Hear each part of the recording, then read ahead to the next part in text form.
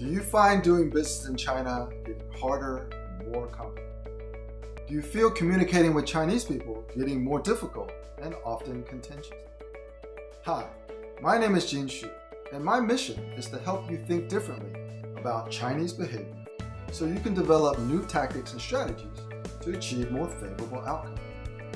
Your inner voice doesn't understand the Chinese mindset any better than your logical mind.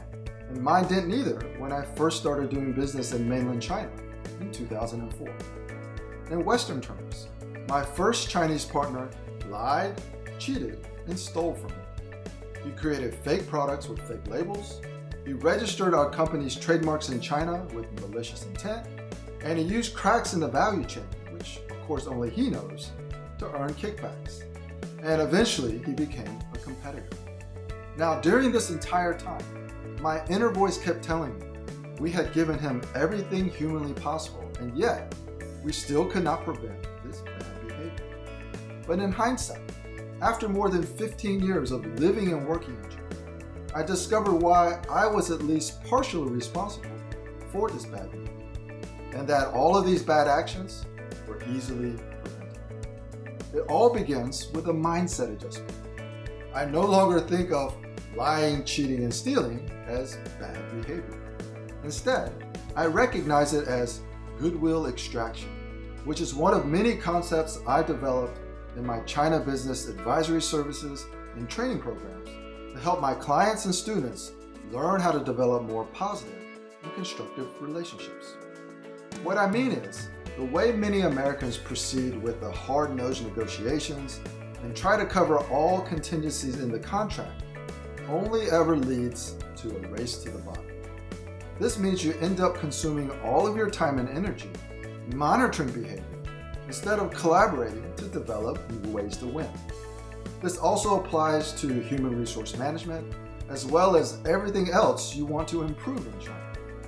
It means that you forget and you continue to communicate with people in China as if the honeymoon period never ended, rather than leveraging the cultural context of how things actually work to influence behavior. In other words, you set yourself up to experience what most foreigners in China experience after they've been there long enough, and I did as well, and that's an unexpected disappointment, or what I now call the China leadership dilemma. Now, I'm accepting pre-orders for a book that captures everything I know to help you achieve better outcomes doing business in China. And I've titled the book, The China Leadership Dilemma.